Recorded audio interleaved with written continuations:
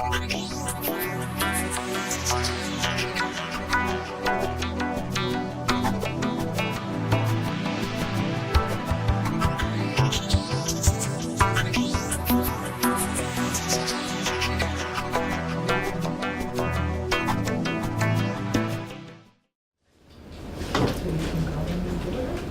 right, I'll be sitting in as vice chair, and Heather can't join us tonight, so we've got called to order. We've got a quorum.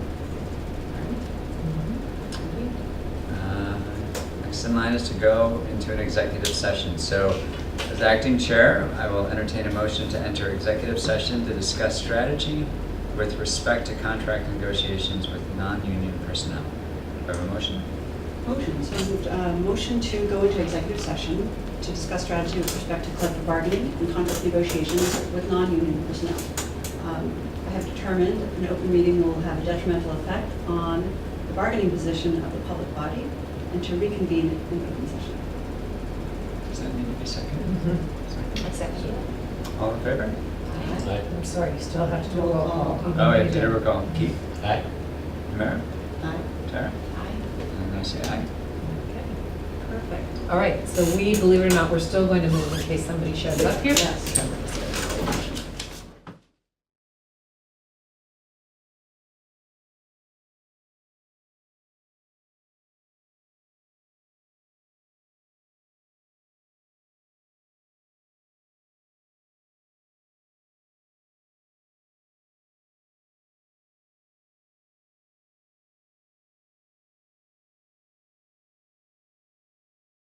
All right, so first thing is to look at the approval of minutes from August 28th.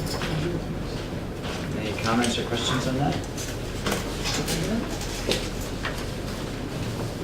not, motion to approve. Motion to approve the minutes from school committee meeting on August 28th, 2017. Second. All in favor? Aye. Approved.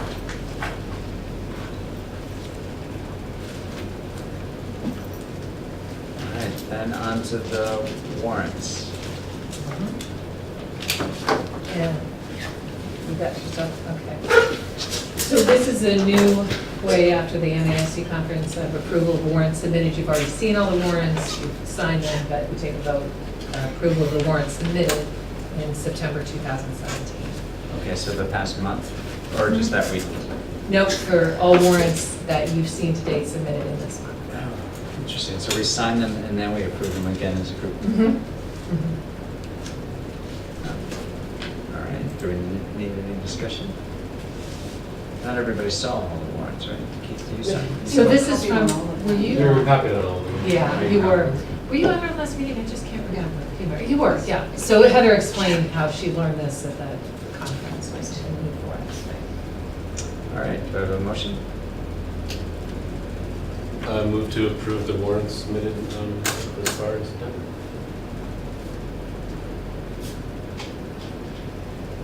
Second? I second it. All in favor? Aye. Okay. And now we talk about adjustments. then. So you have in front of you the Student Council School Committee update. The Student Council provided me that this morning, so I distributed that for you. And you also have in front of you common questions for school board, the NEASC team. And I just want to add that, and after Renee's presentation, I can go into more detail about what it is. Okay. Any other adjustments to the agenda? All right. Should we just move on to presentations? Yes. Student report? Yes, so you have the one that's in front of you that the students wanted you to have, and also I included in your packet, our students of Hadley were very good about helping students of Hurricane Harvey. I really have to give the students a tremendous all of the credit here. Ms. Pipchinsky has been great as a leader and an advocate helping the students to do this, but it was a student who reached out to me and said, this is what we want to do, this is what we do, and they exercised tremendous leadership. Really wonderful students. Quite a bit of stuff so far. Yeah. Really remarkable students in Hadley. And so, folks, today was the last day to donate, is that right? Yes, technically, although maybe if I got an email, somebody still had things, I'm sure that perhaps they could take them all. Okay. And Yeah. then You I'll can be- email, Ms. Pipchinsky's emails at the bottom of the handout if people still have questions. How are they all getting down to Houston or to Texas? Do you know, I don't know the answer to that question. I know we have a whole bunch of stuff, but I don't know how it's getting All done. right. Don't know the answer to Fair. that. That's not hurricane. Are we going to go through each of these, Annie? I can certainly. Do we need to? Or- You don't need to, no. They just wanted to provide you with an update. So the Hurricane Harvey Drive we talked about, Suicide Walk, they're pulling together students are pulling together a team to participate in the American Foundation for Suicide Prevention's Out of the Darkness Walk in Greenfield. There are student elections for class officers, Wednesday, September 20th. So those have passed. The Gender Equity Task Force, you have a bit of information in your packet also about the reporting network, and the students are continuing to do work to foster gender equity at Hopkins. And as I say here, they're going to have discussions on topics relating to gender equity throughout the school year.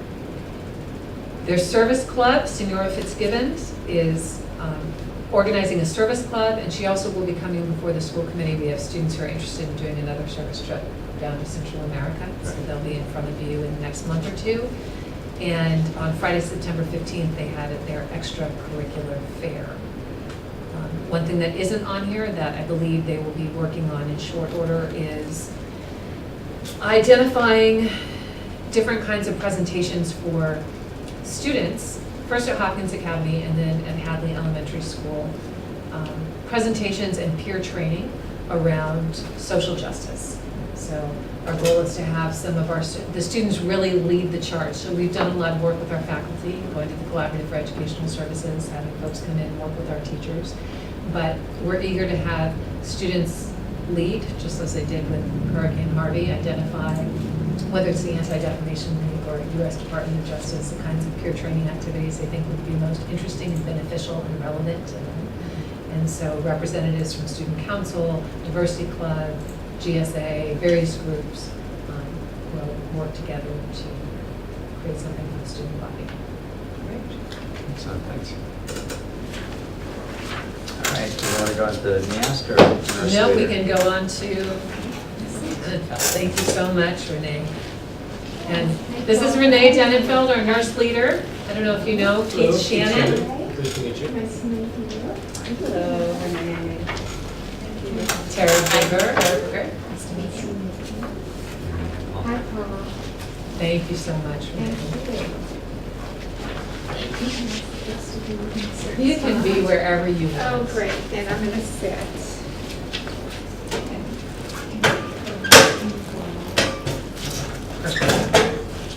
So I thank you for this opportunity to present to you this evening. This is actually the report for the health services for 2016 to 17. I usually do it at the end of the school year, but your agenda was very full, so we gave it till the beginning of this year. For those of you that are new, the health services team is made up of myself as a part-time nurse leader, and then we have a full-time nurse at the elementary school, Kirsten Kennedy, Alvarado, and we have a full-time nurse at Hopkins Academy. So we had some particularly challenging things happen in 16 to 17. At the end of the school year in 2016, Carolyn and Sorrentino, who had been with us for many years at Hopkins as our school nurse, relocated with her family out of state. And for the first 3 months of the school year, Kirsten was on family. But in spite of those challenges, we had a really great year. We got 2 of our long-term subs and came and covered at the elementary school, including Missy Godwin, who has been with us for many years, and Emma Dragon, who's actually a graduate of Hadley schools. And at Hopkins, we were able to hire Ann Master Tutaro, those years in schools. And she just got her master's degree, and I have reports from the state that she's graduating beautifully in the state. So we pulled it off. So I sent you a lot of reports and a lot of in-depth data in the package, as I always do, and I'm happy to entertain any questions you have at the end of my presentation. But I thought that what I would do, which is what I usually do, is go tell you a little more in depth about just one of our programs, so you can have a sense of our activities. And it was interesting listening to Annie because Health Services is also working on a lot of the same things that the students are working on, so we do a lot of collaboration. So I'm going to tell you a bit about a grant that we have had from the Department of Public Health, the School Health Division. That is the Innovative Care Coordination Grant. And it has two main objectives. One is to improve the care coordination by the school nurses and other school health personnel to provide quality school nurturing and improve attendance, connectedness, and readiness to learn for the students that have chronic health conditions. The second is to improve the knowledge, abilities, and skills of the school health personnel to provide chronic disease management for those students with chronic physical or behavioral health issues. And that's done through increased learning opportunities. Because we'd had a very high percentage, as all health offices are across the country, of health encounters that were mental and behavior health related, we chose to use our funding for mental health. Since we have some new school members, I thought I would give you a little bit of background on how we've used this funding in the past. It is 2-year funding, but it's dependent on legislature, so every year we have to apply. During our initial funding period, which was 2014 to 15, because mental health is really a very small part of nursing education, although it may have changed in recent years because we have so many mental health problems in adult and student populations. We really focused on getting our nurses educated about mental health.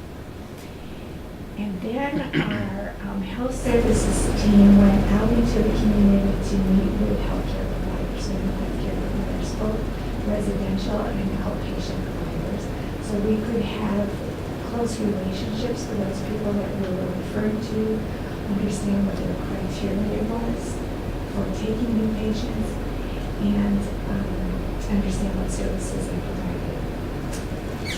Our next focus was to identify all the students in the school district that we thought, and the staff here thought might benefit from counseling services, and we contacted the families to see if they were interested, and we worked with the families in order to get those students into counseling either in school or with outside providers. And we felt very good about the fact that all the students that we identified ended up in counseling. That year we also were pioneers in the ESPER program, and that's a screening, youth intervention, and referral to treatment program. And in that program we provide individual, confidential screening for all students in one middle school grade and one high school grade related to substance use. This was an opportunity for us to do education to the students and their families, and to let the students know that we're here to support them if they need help. In the second year of funding, we worked on gender identity awareness, and we brought a team of professional and student speakers to teach all of our professional staff about gender awareness. At the elementary school, Kirsten developed a parallel program that allows diversity appreciation. Some of you are probably needed for her, all families of special help came out of that program, and she did teaching in every single classroom, but appreciating the differences in our families. We also set up a yoga mindfulness drop-in program for the students at Hopkins before the start of school. And we sponsored a mindfulness presentation and introduction for all of our staff. That was also the year that we published our first Safe Homes Directory. And parents who choose to participate are invited to take a pledge to keep events at their homes alcohol and drug-free, and to be open to communicating with other parents. And then we use some of our funding to enhance our health offices so that we could promote relaxation in the health office, with the idea that as the students who could get them relaxed in the health office, they could quickly return to the classroom ready to make work. Because we had been pioneers in the ESPER program, we were granted an additional $20,000 in the 15-16 school year to help us implement the program again, and also to cover our costs so that we could be consultants to other school districts around the state in implementing that program. And now the ESPER screening is mandatory in all school districts in Massachusetts. So in the year that we're officially reporting on, when we applied for our funding in 2016 and 17, we looked at the threats that were facing the well-being of our students. I was very aware that in the last 6 years that I was in the district, that there had been suicides of young people in many communities that surround Hadley, in Manhattan, in Amherst, in South Hadley, and in Hatfield. And I was understandably very concerned about that. We know that 11% of Massachusetts high school students reported that they had made a plan on how they were going to prevent suicide. That was in 2015. Nationally, the CDC tells us that suicide was the second leading cause of death among teenagers ages 15 to 19. In 2015, 18% of high school students reported that they had thought seriously about committing suicide in the past year. And I know that sometimes when we hear statistics, it's easy to not really get the sense of what that means. But if we think about the fact that maybe 1 in 5 students in the ages that we're sitting in this building are seriously considering suicide, that's really intense, and that's very disturbing. And 9% of high school students reported attempting suicide. So that would be 1 in every 11 students in the ages that we serve here. In gender questioning youth in the year 2016, the rate of suicide was 2 times higher than men. And in the lesbian, gay, and bisexual youth, suicide attempts were 4 times greater than for straight students. So, we decided to focus on suicide prevention, both individually and collectively in the district. So, due to the very high incidence of suicide in the LGBT community, we compiled some online links to resources with the idea that we could eventually put them on the website. And these are for students, for our faculty, for our families, and for our staff. We also know that there's a lot of data that connects stress to suicide, and a lot of data that shows that the impact of yoga is to reduce stress. So We also have seen a very positive response from the data that we collected from students who attended our own drop-in sessions. So we used some of our funding in that year to hire a yoga instructor to come on site to meet with our and train our athletic director and our elementary PE teacher on how to incorporate yoga into their PE curriculum, and that's happened for all of our students. Collectively, some of the things that we have done, we have a staff book discussion group, and we read a book that was written for teen leaders on suicide prevention, and we're planning to make that book available in the classroom this year, in several classrooms. All of the staff attended training on suicide prevention, and we developed protocols for the district related to suicide. The prevention portion of the protocols include assessment resources, how to work with parents, how to make referrals, how to effectively respond to attempts, and what to do when a student returns to school who has had an attempt. In the post-vention section, which we hope we're never going to use, we have sample scripts and announcements and letters for staff. Should there be a suicide in our district, we have resources for the staff. We have guidelines for memorialization and anniversaries of death that were designed to minimize recovery. And we have some guidelines on how to effectively deal with it. So in the current year, this year, not the year I'm reporting on, but since I'm here, I thought I'll tell you what we're working on now. We're continuing our suicide work. And we're planning to have that LGBTQ resources actually put on the website this year. And let people know that they're there. And with thanks to Anne, all of our staff are now required to read and acknowledge their understanding of the suicide protocols annually.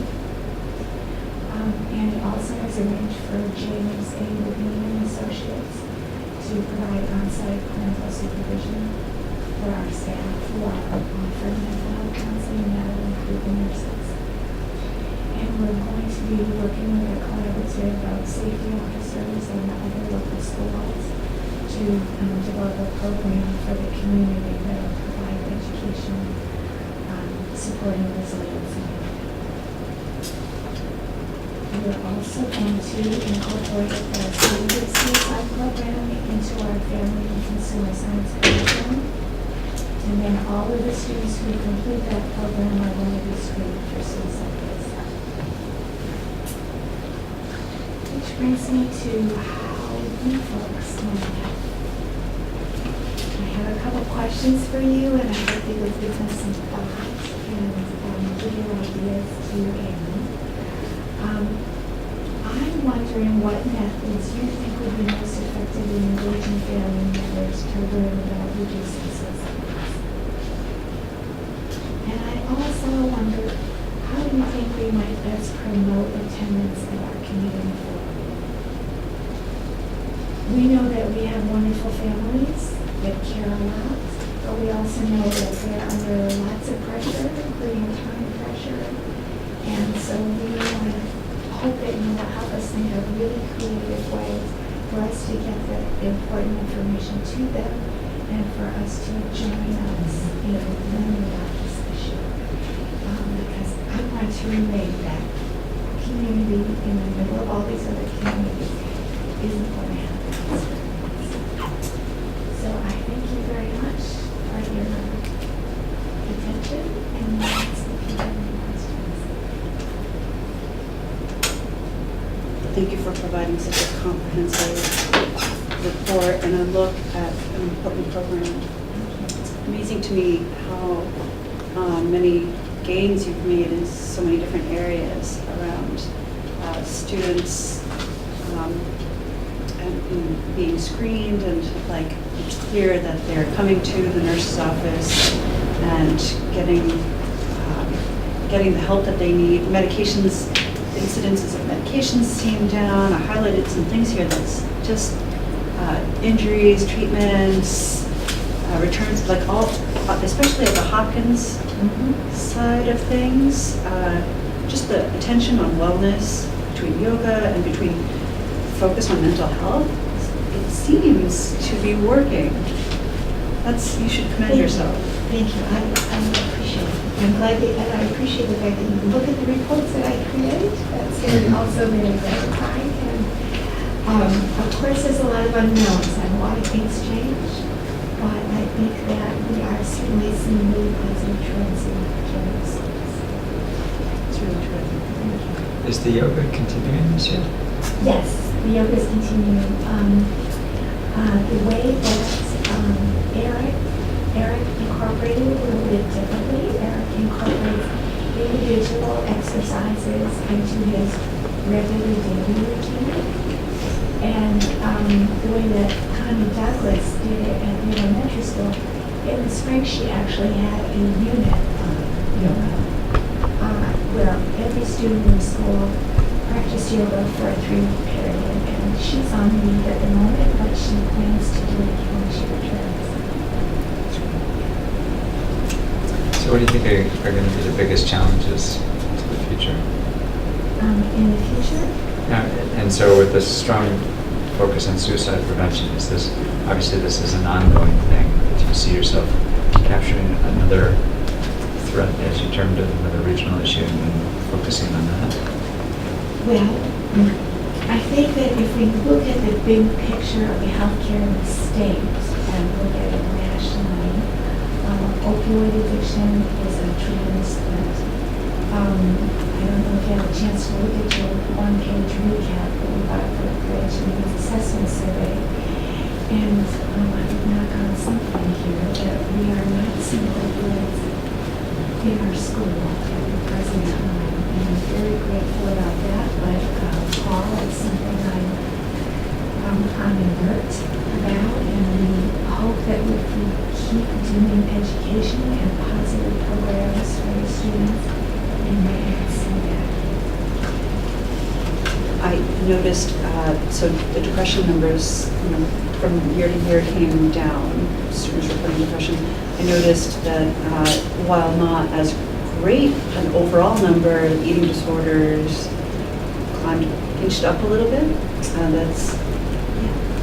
It is cause for concern. It's a cause for concern, and I would, as much as I put effort into collecting data, I also remember that partly because we're a very small school district, if we have one person added to a certain category, it makes a pretty strong impact. And usually there isn't a way for us to know, especially when it comes to mental health diagnoses, what is actually happening, because a lot of families are hesitant to tell us about a diagnosis. So we know, as the nurses know, because they're in such close contact with the students, that, for instance, depression, we probably have a lot more students that are struggling with depression than we are having parents related to us.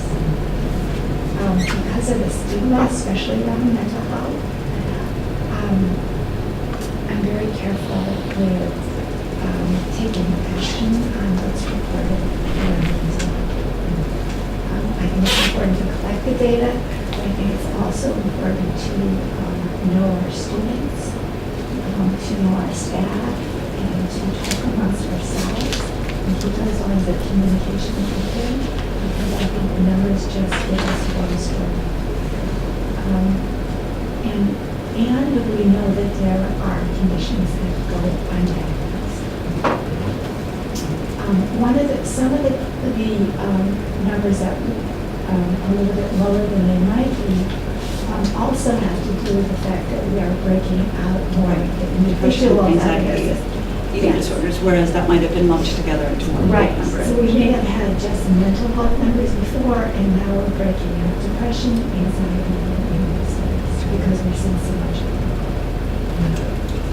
So thank you again for putting this all together and for coming and talking to us today. I do have two questions. One about like how you're talking about like now breaking things out a little bit more than you did before.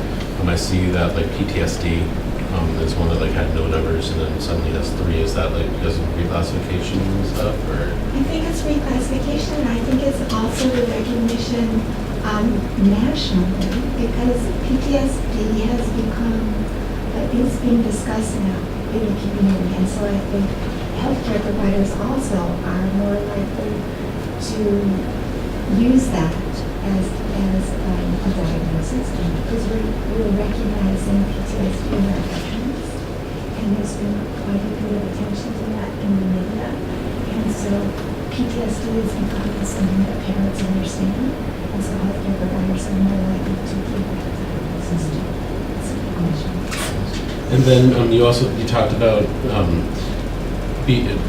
being trained to be expert trainers going into other districts. Is that something that you guys have done yet, or? Yes, that was 2 years ago, and it was mostly Carolyn and I that traveled around the state doing trainings for their schools. And so the grant was able to pay for the substitute school nurse, so that we could free up and pay for our transportation so that the district would be reimbursed. And as far as Boston and the east, and we went to the workshops, and so they were around between. And we have a number of people in our district who are trained to do this. And I very much appreciate, I don't tell Renee enough, I appreciate all that she does, I appreciate her wisdom, and I appreciate her leadership. And there are so many places where it would be very hard for you to even realize how ahead of the curve Hadley is because of Renee and because of her team. So I go to meetings now where superintendents and school districts are having a lot of discussion about whether or not SBIRT is an unfunded mandate. The Inspector General hasn't weighed in on that, so there are some districts that are wondering, do we even begin this? Do we model it? It's something that we do here. So this screening brief intervention is already underway, whether or not it's an unfunded mandate, and that's because of Renee's leadership. So I'm very grateful for that, along with many of the other things on here that you just don't see in other districts. Well, and I must say that I'm very grateful to him because she's very supportive of what we do and makes a big difference. I'm often in need of intervention, so that's why they put me in. I thought you might be coming for a job. Chocolate is definitely one of our interventions. Yes, I I'm not think on the wellness committee. being proactive is really important. We are a small community, and that means we're a small village. We can triage things a lot easier. There's a lot more community support around our small district. But that doesn't mean that young people don't face the same normal challenges and pressures that are outside of Hadley. Being out front is so important. So I thank you for, irregardless of unfunded mandates, going the proactive route. And I really appreciate your question about what can we do creatively to spread awareness. And as I reflect on that, I think that you could run the spectrum of family reactions to that you don't want to talk about it and sweep it under the rug, to thank you for bringing that to my attention. I had no idea my son or daughter is surrounded by these friends, and yes, that could, if it's 1 in 10, my daughter has 10 friends, I would never want this to happen to one of my daughter's friends or have this be my daughter. So I would err on the side of sharing information, even if it's like public service announcements. At minimum, it could be did you know that 1 in 10 students considers this nationally, or I think it's actually 1 in 5, right? 20%, 19% nationally, and 10% here in the state. So whatever, 1 in 10. Here's what you may want to look for. Maybe it's a little YouTube video that's vetted by, a good source. And maybe that's something that's embedded as part of the superintendent report, and it just goes out to everyone. That's on the lighter side, I would see, as a sharing of public service stuff every other month or every other week. And then maybe on the more proactive side, you could have opportunities for parents who are struggling to come to smaller gatherings. And I think that these community forums are great ways to connect, but if they're not specific about a specific issue, and if they're not authentic with real stories, I think it's hard. So if there's a way to focus it on a topic and maybe either have a speaker who's from the area or from the community, or patch in a person, or share a video and then have a discussion afterwards, I think that people might come out for something like that. It'd be worth testing, I think.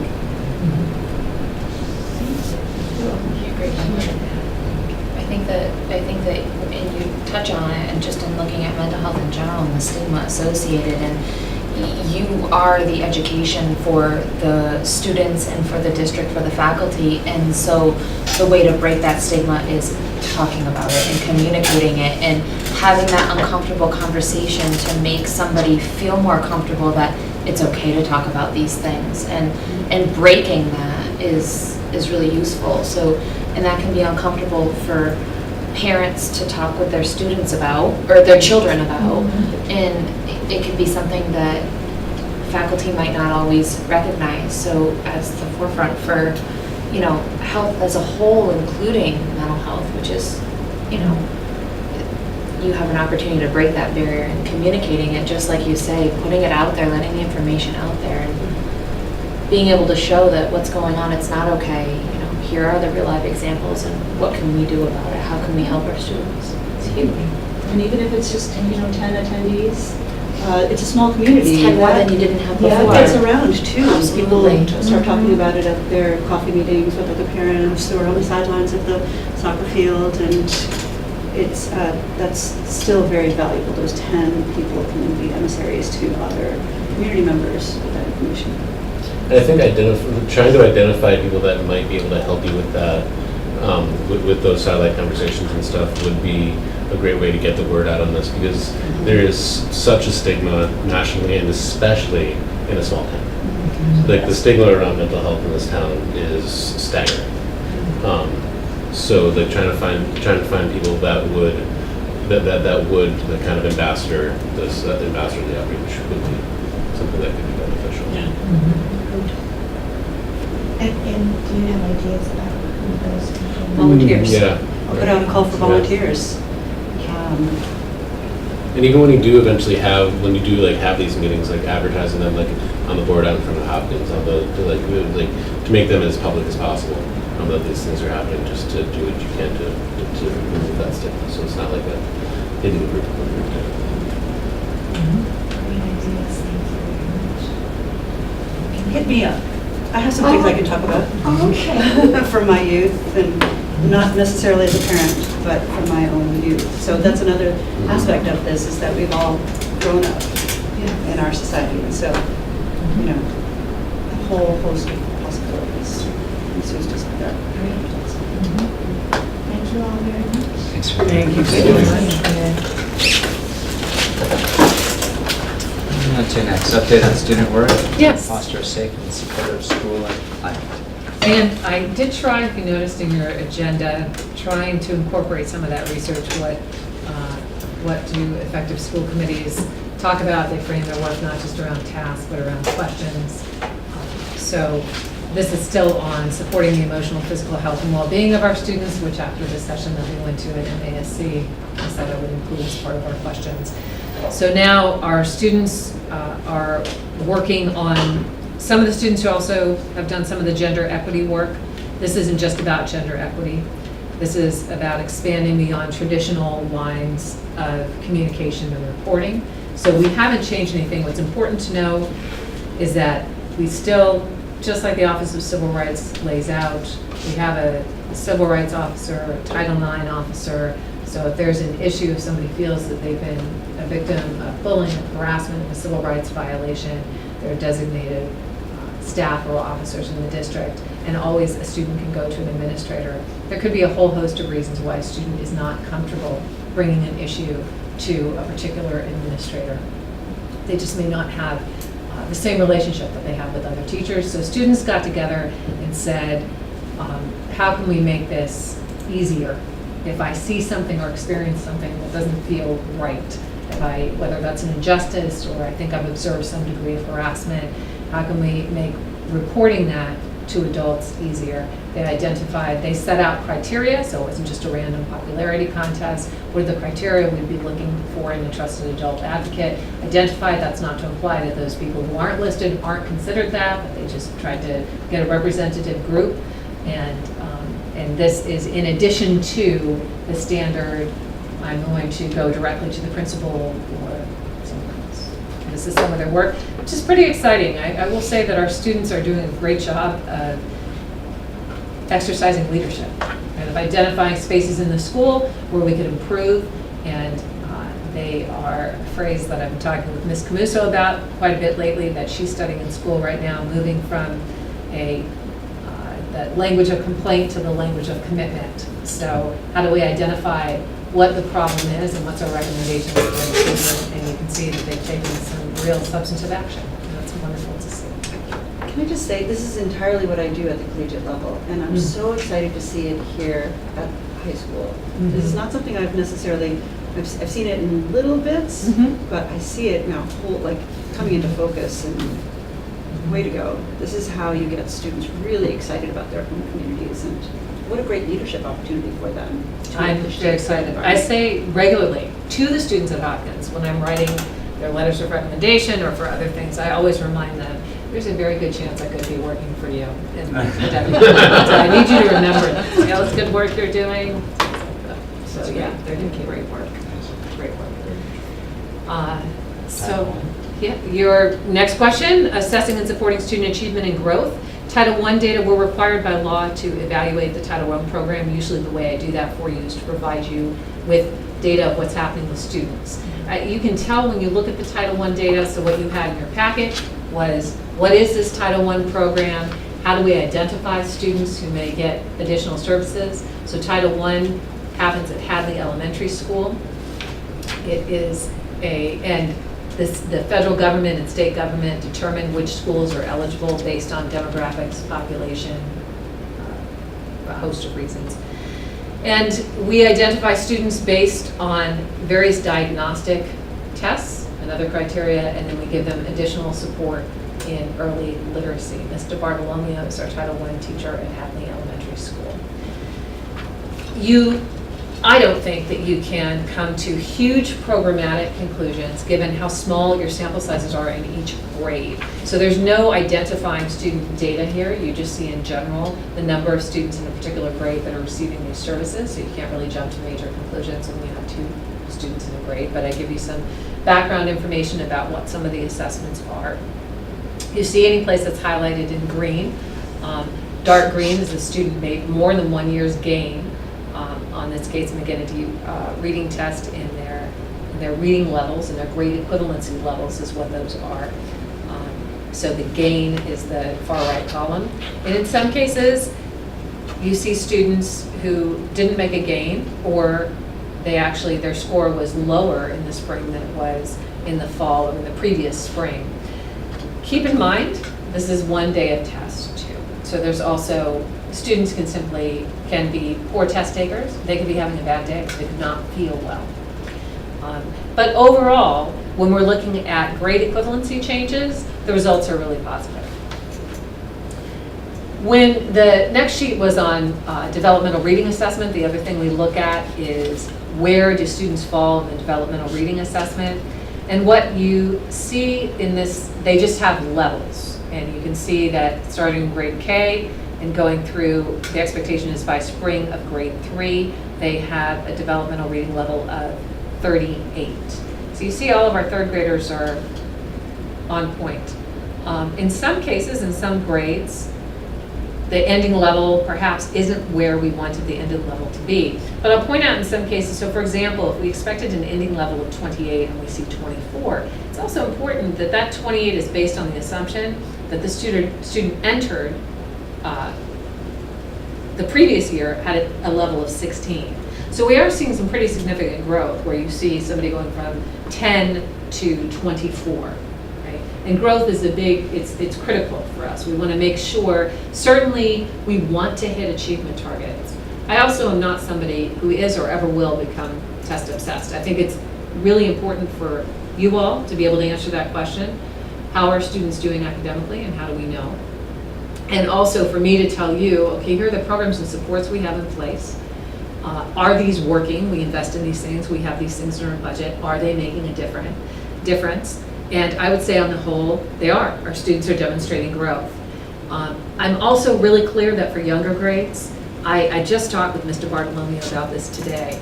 The questions we really need to think about are, so when we see something that's an outlier, like we see something that looks like massive regression or a child in need, what are we doing? The first thing that we do is we go to any other standardized measures that we have. That could be previous MCAS scores were available, measure of academic progress or math testing. If you have students in the elementary school, you've gotten these score reports. We try to see if what we're looking at is an outlier or if there's actually a trend and the student is struggling. If the student is struggling, then we ask ourselves, so what have we done in terms of convening a student assistance team? How are we helping that student? We need to be able to account for every single student and the actions that we've taken to try to help that student. And then beyond that, I expect to see pretty significant variance in younger grades. Students develop cognitively, academically, their maturation, it's all over the place. And development in the younger grades really does look a lot more like a lightning bolt on its side than this kind of perfect slope that you see more as you get toward 9th through 12th grade, right? That things start just leveling out, but they're a bit more uneven. We do notice, we talked about this today, and something I've talked with Tara and Keith about when we were at the MASC conference. One thing we're paying attention to is how well are our boys doing? So we're really focused on gender equity, and it's really important in terms of social and cultural norms and how we talk with and about each other. But in terms of academic performance and experience in school, our special education demographics look a lot like most districts, and boys are referred at a substantially higher rate than girls into special education. And so systemically, we have to ask ourselves, what's that all about, right? And one, we have to look at the experience that they're having in school. Is there something that we're missing? Can we make this a more developmentally appropriate experience, an enjoyable experience? And then we also have to think about what the standardized measures are telling us. Is this really a huge cause for concern? We want to make sure children are supported, and we also want to make sure that we don't assume the worst, right? That some of these things could just be kids growing up at different rates.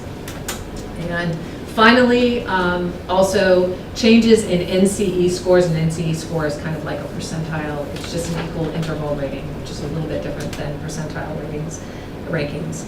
And you can see, we see a lot of growth. I give you the numbers there.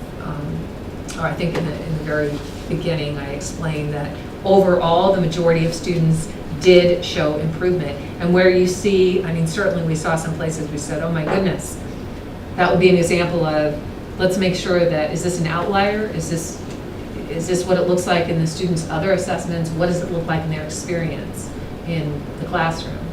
And sometimes we were just talking about someone today that they're making growth. Every time the student shows up, that student is making growth.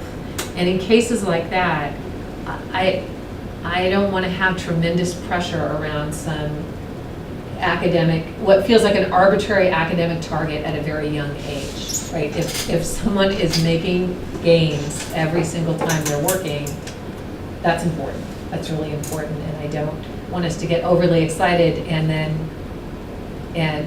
upset students, right? That they start picking up on, wait a minute, I'm not meeting some preconceived expectation of where I'm supposed to be and something horrible is going to happen. But we do pay attention, and we convene student assistance teams as we need. So every year, we should review the data, look at the program overall, and ask ourselves, what more do we need to do, and how are we addressing the needs of students who seem to be struggling? Any questions? Is this going to be annual data? Yes, so you get Title I annual, and I will give you more. I'll give you MAP data in the next couple of months, and if the MCAS data are off embargo by our next meeting, you'll get MCAS data at your next meeting. The challenge may be if you meet before it's off of embargo, I'll have to send it to you in an email, but then you'll get it roughly the same time as the newspapers and everybody else gets it. I just have one quick question. Sure. And that is on the NCE Gates data. What happened to grade 2? There's 2 data points versus many others for the other grades. Right, so it means that the students fewer students were in need of Title I services, fewer students met the selection criteria. And we're seeing more and more, at first glance it appears as though we need more interventions in first grade. But if you remember too, when we look at the DIBELS data, which we looked at last month or the month before, you typically we see red in the fall of first grade. We say, oh dear, oh my, this is cause for alarm. And then everybody goes flying into green at the end of second grade. So we have, all through the elementary school, we have very skilled and accomplished teachers, and a lot, students develop their literacy skills at a pretty rapid rate in that year, right? And so we don't have as many students, and in this particular year we didn't have as many students, that can change, who are in need of services or met the selection criteria in grade 2. That we know of. So could it emerge? Could it be like, okay, we just don't know them yet because it's only been a couple of weeks since school started? So it could be, but remember, so we're looking at data from a variety of sources. That could happen, and it depends. Sometimes needs emerge later because the academic demand changes, right? Right. It's not an especially gifted class just yet. We should hold out before we make that assessment. Yeah, every class. Yeah, exactly. So, yeah. Okay. Thank you. I mean, so all the parents of the children in that class, I think they actually are. They're in the class. That class. All right, on that note, choice and charter report? So this report is something you got quite a while ago, and I know there were some questions in town about what's going on with choice, what's going on with charter, and what are the effects on Hadley Public Schools. And the big takeaway for me, and I'm certainly open to discussion and conversation, so the big takeaway for me is I couldn't identify one particular pattern. When you're just saying public school choice, so I'm going to separate out charter schools with specialized programs from choice, just choicing into another public school that doesn't have a specialized program, another surrounding public school. I did point out in Amherst was the only place where I said, all right, we seem to, at a rate of like 2-to-1, they go versus coming. So it was like 23 out of 11. I can't remember the last time I did this. So in FY17, 26 Hadley students went to Amherst, and 11 Amherst students came into Hadley. So that was the only one that seemed terribly out of whack. In some other cases, it was a wash, or they were all coming in from a particular district, but we weren't losing to any particular district. And so in Amherst, I speculated, that's all I can do, and say, all right, when you look at the grades where we start seeing choice, so my guess is that people are looking either, they want a smaller high school, or conversely, they're looking for more programming. I'm not exactly sure what kind of programmatic conclusions that we would draw from that, right? And then in special education, what was really interesting for me was to, one, the special education numbers, like the students, special education students, the number of students choicing out, that's going down, right? So from FY16 of 10 students with special needs choicing out, and then going down to 5. I think I have a paragraph on choicing out. So that students with special needs choicing out, which is really important to me, and that made me happy. Of course, it's just a comparison of 1 year to the next. So I'm not presenting the trend data, just what, in these 2 years, what we see, and then we keep our eyes on it. And students coming in, that students with special needs who are choicing into the district actually had increased. So for me, it increased only by 1 student. Again, I'm not making big statistical assessments about this, but that just made me happy, right? I want students with special needs to stay in our district, and I want us to be seen as a destination point for children and families of children with special needs. And sometimes you'll hear folks say, well, but that's crazy because don't certain children cost so much money? But a town is fiscally responsible for any child in that town, ages 3 to 21, in need of special education. The town is fiscally responsible. We have to child find every Hadley resident, ages 3 to 21, every single year in need of special education to make sure they're accounted for. The town is responsible for that. And so that means even if a child choices out who has an individual education plan and requires additional services, the town of Hadley has to pay the entire cost. It's not just the $5,000 transfer of school choice money. It's every cost associated with that is billed back to actual, if that makes sense.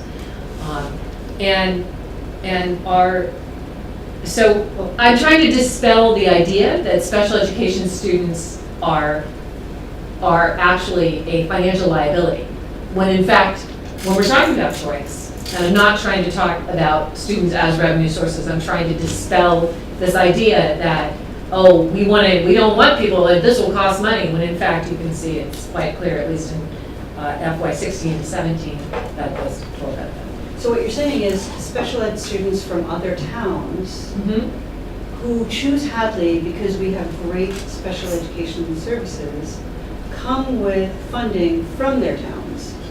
The services that they are provided that go beyond general education services are billed back to actual. And it is the town's responsibility, so they reimburse us. Not our town's responsibility. Correct, the town they come They're from sending reimburses us. And So- that's called special education when you see the choice increment in your school choice money, and that's why you can't just do the math on school choice. How many kids do we have times $5,000, and that's our special ed revenue? There's a special education choice increment, and that choice increment is the actual cost.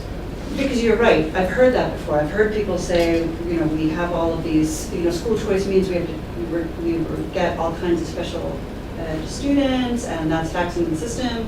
And just to be clear, what you're saying is that any additional funding beyond general education is actually supported by their town. So it's net money that's coming in to help support and help build the Right. special ed program. And one that could conceivably make the argument that, well, it's not, how can you even refer to that as any source of revenue? Because if a student requires additional classroom support in the form of a classroom assistant or BCBA services or something, that goes directly to the student. It does go directly to the student. But of course, there's a tangential benefit, right? There's another bill that doesn't say, I'm sorry, I can't talk to any other child. I only can speak to this child, and we derive, the whole system gets benefits from it. So just important for me, I wanted to dispel that idea that this is a financial liability. If anything, I mean, one, it's just good for us. It's just a good thing for students. It's good for our district, but it's also not, it's good. Do we have information for students choicing out, choicing in AGS versus Hopkins? How many Yeah. is it in here? So, sorry, it's on page 3 of this report, and so it's school choice data by grade. So it's not by school, but it is by grade. So then breaking it down for their special education by grade, do we have that? I don't think I did that, but I certainly could. Could we? Yeah. I'm just curious to see, so if we're concerned at looking at Amherst, trying to narrow it down why, children are leaving, and you break it down that 10 special education students out of the 50 that choiced out for 2015-16, 10 of those students had special needs, 6 chose Amherst, 1 chose Deerfield, 1 chose Northampton, and 2 an online school. I'd just be curious, the age groups of those students. Are we losing children at a younger age, or are we losing kids at the high school? I would find that out. That's a good question.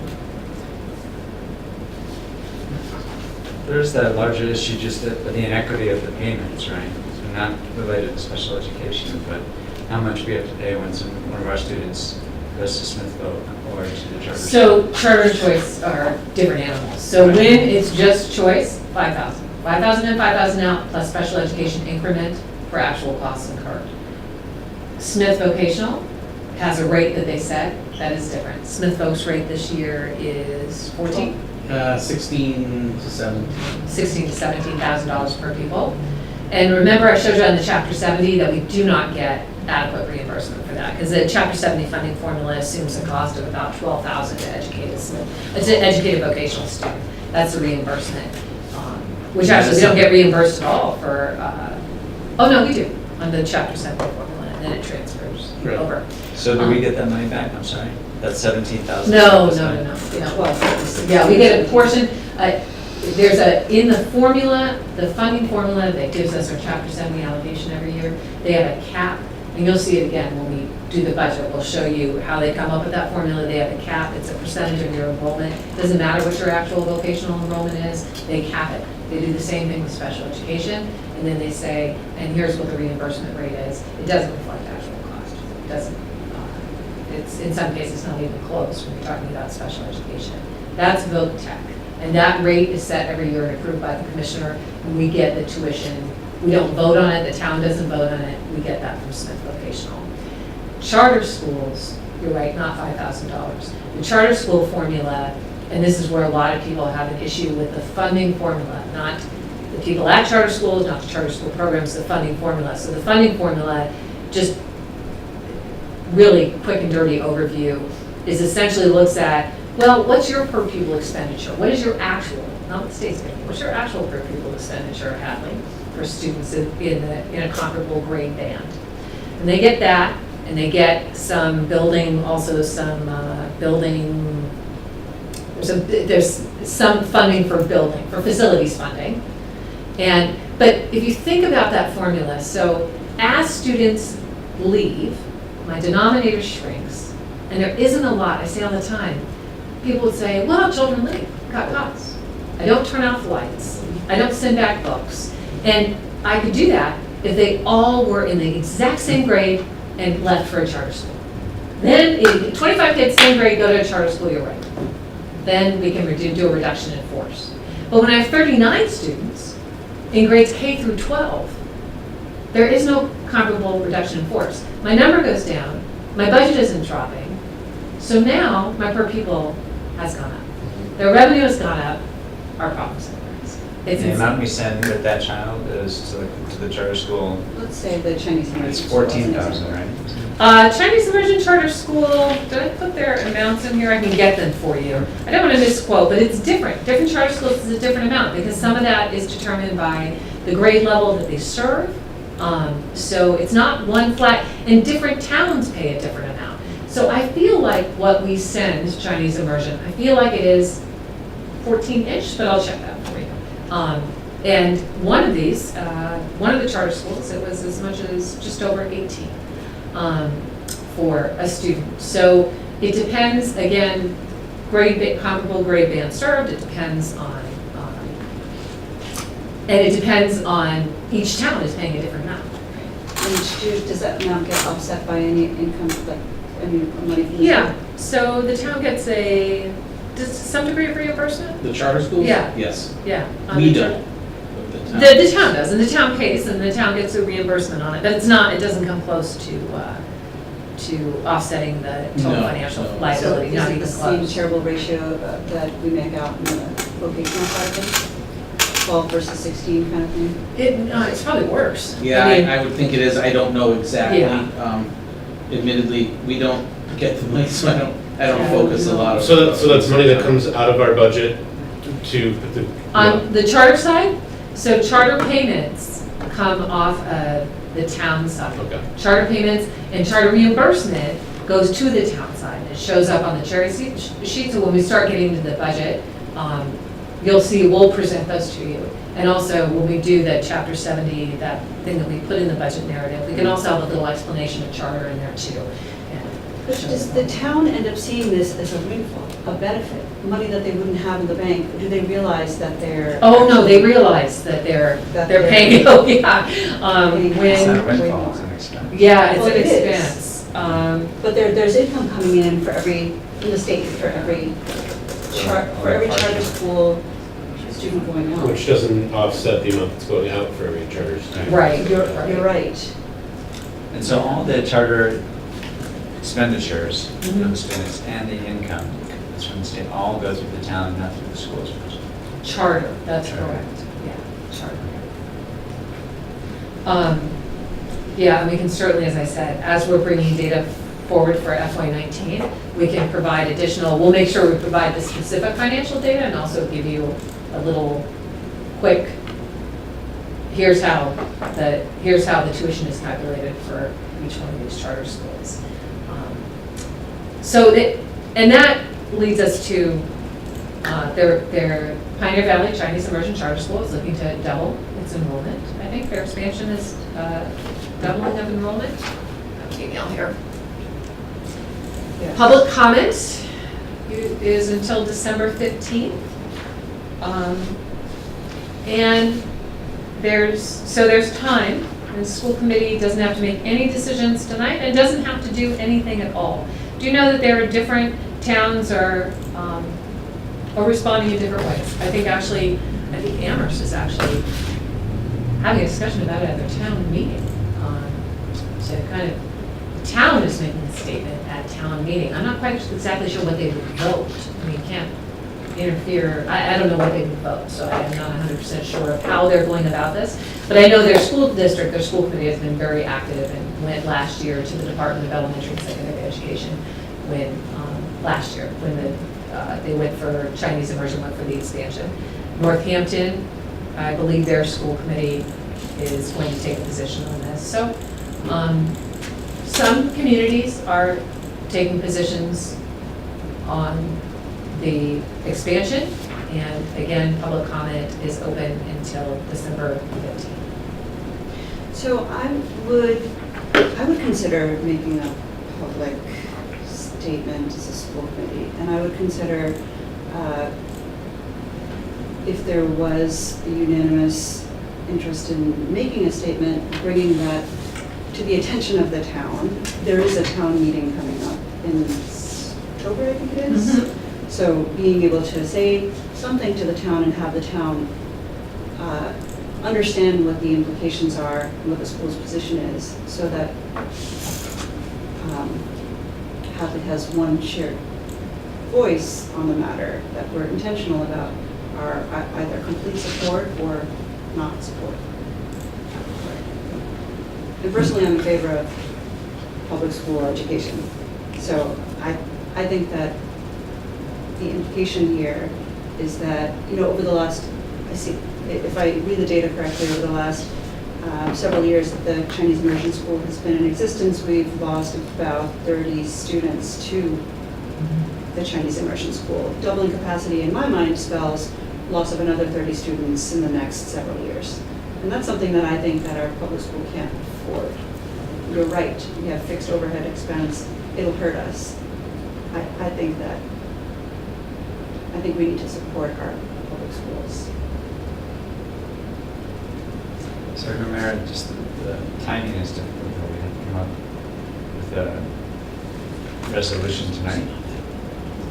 Do we get it to the October 5th meeting, or do we have time between now and then? I'm not certain. Yeah. So you certainly have time, perhaps not before the October 5th meeting, but certainly to respond to think about a public comment response and submit that to the Department of Elementary and Secondary Education. And I did forward you all an email about what that is, and I can certainly. So are there more data? I mean, it's sort of, if we were to have a more informed discussion. We can bring back Next. charter financial data at the next meeting, yep. Anything anything else we want? I like this idea of considering a way in. I don't feel like we have a choice but to weigh in. If you look at the choice information that Amy's presented to us, just the increase of 31 students in FY13 to projected in 18 to 50 students, I feel as a school committee it's our responsibility to make a statement and make sure that it's clear as a group where we stand, and also trying to get that information to the town so that they're educated and understanding what this really means and what the implications are. It's a huge impact on the town. Yes. So just as a slight side note, I heard that charter schools can choose not to accept your special education student. Is that true? No, they are public schools, so just for a point of clarification, they're public schools. The statistics right now, I think the state is hovering, I believe the state special education average is, I believe it's about 17, it's either 15 or 17%. I think it's about 17. Hadley we're between 12 and 13%, so we're lower than the state average. And Chinese immersion charter school, I think right now is 5.9%. That is not to imply that the concerns that were raised in a public meeting the last time, there were concerns raised by some special parents of children with special needs who had an experience, they felt as though they weren't served well by the charter school and they wanted that addressed. But they are public schools, they cannot deny something. I do not believe that they are obligated to design a program, to create a program. I'm sure they're not. Even in school choice, one does not have to create a program for a student. Say if you can say this is we're not obligated to design a program for a student who comes in unless they're a Hadley resident. We have to make sure that we either design the program or provide a program somewhere for a student. The reality is that if you think about, in some cases, and for really great reasons, that a charter school will choose to do something very highly specialized, dual language immersion. And there are some students whose parents would say, my child would never be successful in a dual language. My child would go out of his or her ever-loving mind in a dual, that's just not, it's not gonna work. So just by default, sometimes there are fewer students with the most significant special needs. It would seem unusual, right? Like that's just not the programming that a parent may be looking for. And also, because the charter school is not a town, they don't have any of that financial liability. So the town of Hadley has first and foremost its moral obligation to any child with a disability. And from that moral obligation ensues a financial obligation. The charter school doesn't have that. And correct me if I'm wrong, but so they can, if they choose to accept a student with special needs, if there's an incident or something down the line, they can choose to no longer accept that student. And also, if for support services, they don't have to offer the support services there. Those would still fall back on the home school. So like if there's a child at the Chinese immersion school that needed speech services, they would still be coming here for speech services because they don't offer speech services. Well, they do have some related service providers on staff at charter schools. They do have specialists, they do have special education directors often, team leaders, so they do have special education services. To your point, I want to be really careful that I'm not, I do not, they are public schools and they are required to abide by federal and state laws. So they legally cannot say to a child, because of your disability, you cannot come here. Nor can any school say, because of your disability, you are going to stop coming here. Some parents will argue that you can send that message in different ways. And the financial obligation to provide services for a child rests with the town. And they don't have towns. What I'm hearing loud and clear is That that means- the that charter means the school is child- not under obligation to design any special education services. They cannot discriminate based on disability. And they're not responsible for designing any services for their children. But the They wouldn't have to service- build a program. The services provided would be paid for by the town. Because that building resides in the town of Hadley or the town from where the student comes. So that part of it is they're getting the resources they need through the charter formula and tuitioning process. But if a student, if a Hadley student went to a charter school and the student's needs were not, they were not able to get a free and appropriate public education in that charter school, the responsibility goes back to the town of Hadley to design a program within their public schools or to find a program that will meet the needs of that student in and out. of Which is their the same if system. the student were to come to Hopkins, but we just have more infrastructure associated that we have in the program. Well, at the end of the day, we're responsible for threading that needle, right? The relationship doesn't, it's our relationship until the child's 22nd birthday. So I'll just reiterate that, but I'd love for our team to make a statement against the doubling of charge school size. I would agree with that. I would think that we would need to seriously think about how we would phrase that, especially when this is something that's going to be viewed by the town, because I think that a lot of town members won't see, since Pioneer Valley is, the immersion school is in Hadley, I think they'd have a hard time understanding how children going to that school would cost the town money. And clearly there's demand by a lot of people in town, right? Yeah. Well, and outside of town.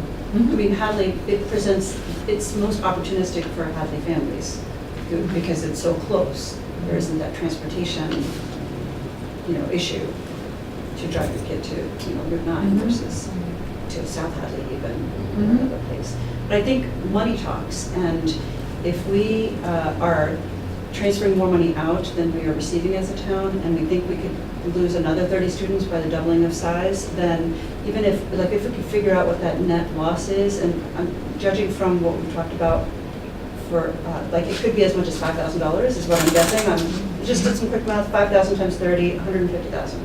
Do we want to lose 150,000 each year as a town by supporting the Pioneer Valley Immersion Church School? I mean, we need to look at the numbers for sure, but $150,000 here in Hadley goes a long ways. And I also, to echo what some folks have said about there are programs, there's a demand. There is a demand. So I was speaking individually, obviously not on behalf of the school committee, just speaking individually. I am not, I want to say it again, I don't question the motives of people who want to start charters. I don't question everybody's motives. There's a range of people, right? I don't, and nor do I in any way question parents' decision-making when they exercise choice or say, this is a program that my child can really benefit from. I don't criticize or question that decision-making. That is entirely a family's decision. And there are some wonderful programs that are offered. The way the funding formula is designed, it doesn't distribute moral and financial liability for certain populations within school districts and towns. And it doesn't work in terms of the assumption that, well, the original assumption was if you lose students, it'll introduce competition, you'll innovate all your programs, and everybody gets better. There's declining population overall. There isn't enough to go around. As that denominator goes down, you start circling the drain, and we want to try to contain costs. So are we going to start a foreign language immersion program? I mean, I wrote that in the report. Are we going to start one at the elementary school? You start chasing your tail. So it's the policies and the funding formula around it that are particularly troublesome to me. I hope they were unintended consequences for public education. And so that's where, for me, if we were to make a statement to outline, as Keith said, the consequences of doubling it. So what we will bring to the next meeting is more specific data, projection data to the point that we can, but lay out some of the financial data that might help. Here's the points that we think should be made, and then maybe the school committee can assign somebody who's a great writer. And maybe we could also, through your network of superintendents, see what some of those other letters. Sure, might I can be. get those for you.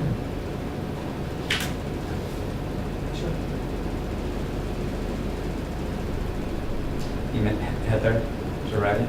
Is that what you said? I said a That's great Heather. writer, but That's right. as you as acting chair, would you like to sign that to It's her? Heather. By tomorrow. You have to. Do you want to talk about the innovation in program development? So sure, just in International response to that, so what do we do? One, this is something we talked about for a while. I wanted to give you an update. It isn't off my radar. Trying to figure out what kind of visas would be needed for inviting international students to come to Hopkins Academy as a starting point. I did speak with Mohawk. They did this. They were only, a lot of it depends on the quality. They refer to them as consultants or agents who help identify families who then are interested in sending their children here. Some of the challenges are when families are looking to graduate, and the kind of visa that you need to make this work is an F1 visa. For an F1 visa, it's a maximum stay of 1 year. If you want to graduate from Massachusetts high school, you have to pass the MCATs. It's a little bit challenging. I spoke a bit with administrators up in Mohawk about, so what did you learn from this? Should we try to distribute the workload, rethink this, and move forward together? And so we started throwing around ideas of more, it would be market to students who might be looking more toward a gap year. So they're going to get a diploma in the country that they're from, and as part of trying to make themselves marketable to U.S. colleges. So we take that because the visa is a maximum of 1 year. Just like a junior year abroad for them. But they've already graduated. So they've already graduated, and then we're changing our emphasis. And also, should we be looking at other countries? That was part of our, they've graduated not from us, they've graduated, they've gotten their diploma. So it's more like a gap year for them. Yeah. They've completed their high school elsewhere, they come here for a gap year and market themselves to colleges. Mhm. I see. And what kinds of skills would we be teaching them, and how could we help them with that? And I also have talked with Education First. Education First, who does all the international travel when April comes before you, and other people, and Ms. Camuso and other people, they only do J1 visas. So those are your junior year abroad. They don't do anything with F1 visas. F1 visas are if you're going to charge tuition, it's an F1 visa program. So we will move ahead with becoming Student Exchange Visitor Program certified through the Department of Homeland Security. That will take us about 6 months. It doesn't mean we have to act on it, but it takes a while to get the DHS certification, and we'll move forward with that and see where we can take this. Is there a cost involved with that? Well, the cost is you need an agent or consultant in that country, and your revenue really depends on, and the match depends on how effective that agent or consultant is. Different school districts with which I spoke, have had different experiences around that. And is there a cost of the certification? Oh, for the DHS certification? Do you know, I don't know. I'm going to assume that there is. If it's cost prohibitive, I'll bring it back to the school committee. I'm going to assume it's like getting a passport or something else, that it's not a tremendous amount of money. Sticker shock, it'll say, we really want to do this. But I will find that out. And we did talk about looking, right now, China is the most common place for folks to come to the United States from. But we started talking about, what about other countries and regions of the world where students may be very eager to come to the United States, and places where people typically are interested in going to the United States for post-secondary education. So 2 weeks ago at an event in LA, I met the guy who's like he manages the network of technology executives and companies in Shenzhen, China. And that's sort of like the epicenter of all of their tech growth. So I imagine that community probably has the wealth and the interest in undertaking something like this. So I could potentially try to network our way to see. That would be great. Consultant there. That would be great. And the other idea I have here is all goes to Chief Spanknavel. And apparently in Ware Public Schools, they have seen some changes and positive changes in school choice numbers. So they have developed a firefighter and EMT certification program in their high school. And Chief Spanknavel is talking to the chief in Ware and is interested in bringing that here. Yeah, that's fantastic. So thank you, Chief Spanknavel. Our district's strategy document. This, putting in, and then we can revisit at our next meeting.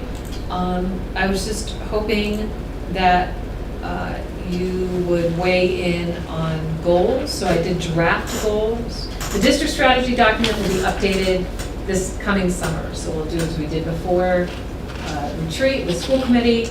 I've also asked, as part of what I talked to you about, the students at Hopkins, different students coming together to identify ways to provide peer training in social justice. I'm asking that the students recommend a district goal, a school goal, and because you had mentioned being interested in having goals as a school committee, recommend a goal for the school committee around social justice. What you do with that will be your business, but I've asked the students to work on that and make those recommendations. So this is for you to be thinking about, and I gave it to you so that when you look at proposed goals, this is a very first drafty draft, you can think about this, give me feedback, and we can refine it at our next meeting.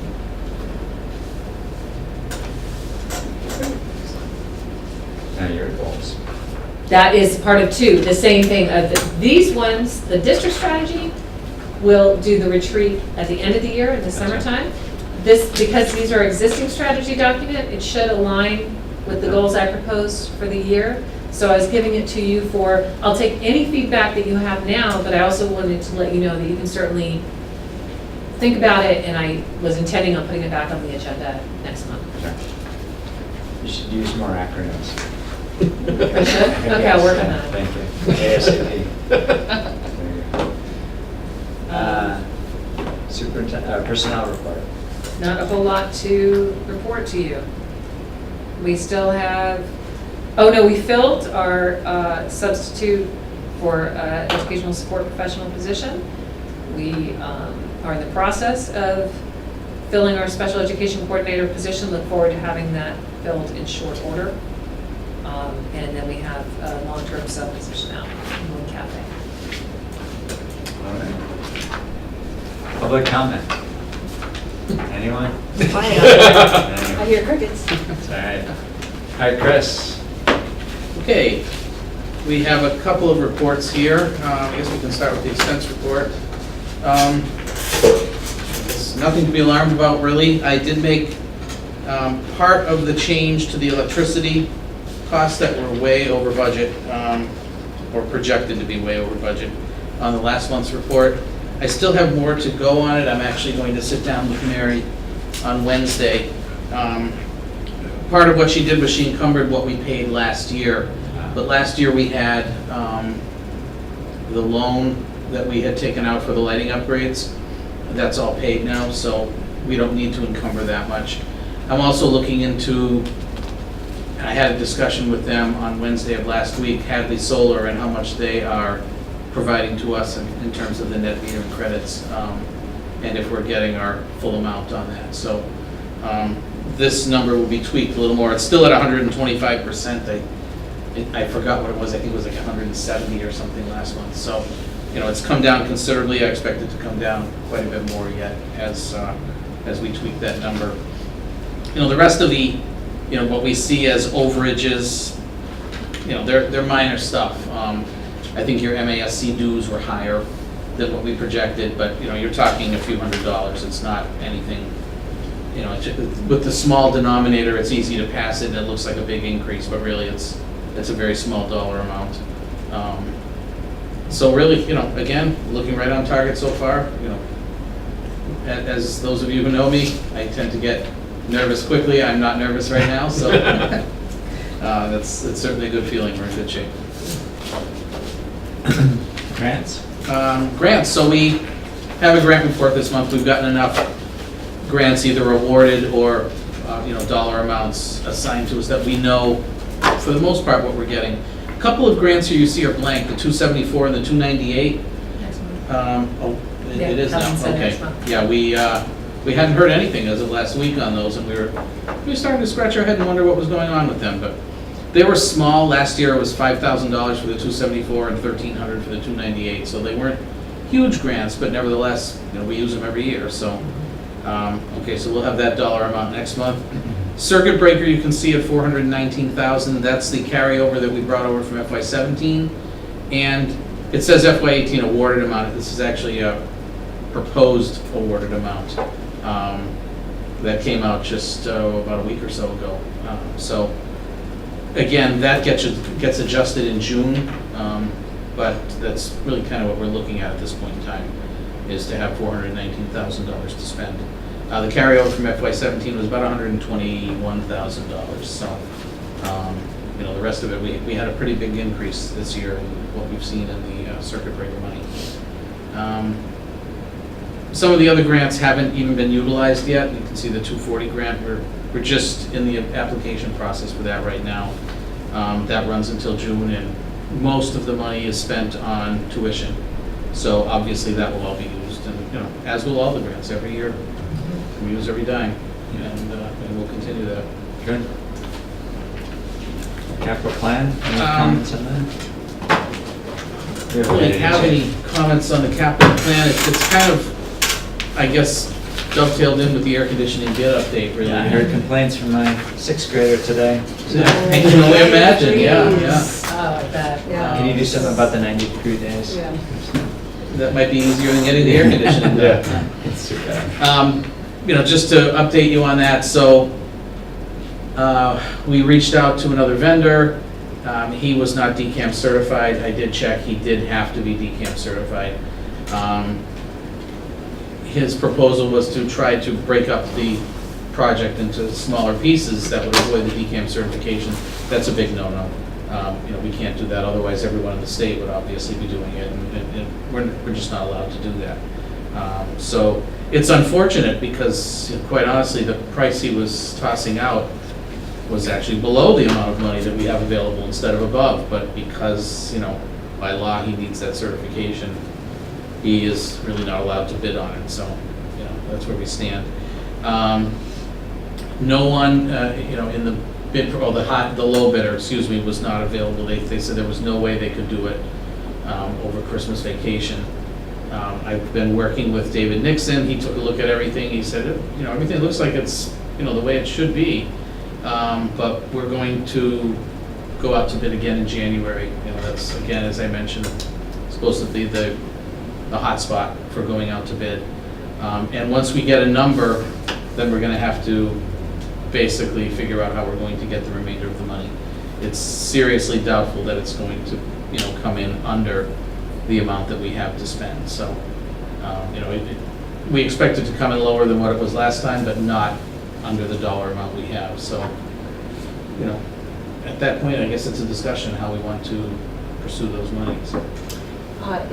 Is it a thing that to market yourself to these certified vendors, can we do something different to go out and make sure that more people who have the certification know about our gig and apply? We posted it on the Combis website, which everybody looks at. In addition to that, industry organizations, I guess is the best term for them, request our bid package, and I'm sure they send it out to their subscribers as well. So I don't really think it was a matter of nobody knew about it so much as just either the timing of it. That's the only thing I can think of really, is the timing of it. We only had one bid that, we sent out about a dozen bid packages, so it shocked the heck out of me when only one person showed up. Thanks for keep pushing on it. Yeah, and I'll continue to keep pushing on it. Now, that being said, it certainly wouldn't hurt to at least, I have the list. Everybody emailed requesting the stuff, so I can certainly email them again to make sure that they don't miss it the next time, if nothing else, and that, at least then that, okay, a dozen people will get it. As for those, industry organizations, I don't really know how many people they represent, but, they all ask for them, unions ask for them as well, the electricians union I know is asking for them. So I think it gets out there, but I will certainly, at the minimum, email everybody who bid last time. And one other idea, if there are any of those certified professionals here in the Hadley area, could one appeal to their sense of duty by our Hadley youth to like bid reasonably and do the work here, and keep the income here in Hadley. I can certainly speak with Jeff Vish, who lives in Hadley and knows, basically Some of those. everyone here. Maybe take a 3 days on our youngsters, on our Yeah. kindergarten students. Oh, I hear you, I do. I can ask Jeff, to reach out to anybody he might know as well. And in all honesty, Paul, with the person that you had recommended that I spoke with, it might not hurt them to get that DCAM certification. I mean, I don't know the cost of it or anything, I don't know what it entails, but, In the market. something like that, I mean, if they could come in at anywhere near the price that he was tossing out there, obviously they're making money still on it at that price, and, it might be worth their time to get that done, so if you could just kind of pass along that suggestion, and I will as well, I have his email address. Thanks, Chris. Reports? That's you. Report up from negotiation? I think, since it's still an executive session, it's progressing and progressing well. Excellent. Policy? Meeting scheduled in 4 days? Friday, yep, Friday morning? it'll be riveting. You should keep it to Friday night. Crazy, Yeah. crazy. Finance and tri-board. Heather? All right. And seriously, anything on finance and tri-board? I don't know, and I don't know when the next You meeting okay? is. I didn't accept it. So, I don't know. I didn't, I can't think of anything striking to report, honestly. Fields, I will say thank you to CPA. They Yes. did recommend to town meeting our proposal for $400,000 for the first phase of the fields, the revision to the athletic fields. And so I encourage folks to come out to town meeting October 5th and support it to get on the town warrant. Mhm. Mhm. So that first phase is about 511,000, and Mhm. so we are already starting to fundraise the other 111. There's community benefit, it'll add, I don't know if you guys saw the article in the Gazette today? Oh, I haven't read it yet. That's riveting. I'm Yeah, sure it it was. is, and thank you for doing that. Yes. See now how I tried to do I that sent them a newspaper picture of stuff, me, but- they didn't put it in regarding the fields, but there's a new softball field, a revised baseball field, a new multi-purpose field, so soccer Mhm. for us. It'll use the most of the agricultural land, and it'll create, I think, about 1,800, 1,900 feet of paved walkway around the field that the community can use. Thank you to CPA. Yes, thank Yes. you. And to all of the people who helped us, all the families and parents. Yeah, who very showed up much. those There was a meetings. team of folks that helped. Mhm. Yeah, thank you. CES? Yes, this is an on month, and this Wednesday I get to attend our CES board meeting. Took a look at the agenda in advance, and there's nothing really, chronic that needs our attention. So I'll attend and report back when I get. Excellent. Thank you. Action items? You already voted them. Evaluation of the meeting? You answered all those questions. You guys are on fire. Next meeting? I think it is October 23rd. Does that sound right? I think. Somebody should look to see that that's the fourth Monday. Yeah, 5th is the, 23rd is our fourth Monday, yes. Wow. I was so. 23rd is Random the facts. fourth Monday. I will not be here. I'm on my way to Monterey. Nice. Will we have a quorum? I believe I can make Okay. it. I'll be here. I'll be here. Heather, oh, with 3 people, we will have a quorum. 5:30? Perfect. Thank you. Motion to adjourn? So moved. Second. All right. Everybody in favor? So do we- Aye. I really do. This is a All good right, idea. thank you. Camera's probably still, are we done? Thanks, folks.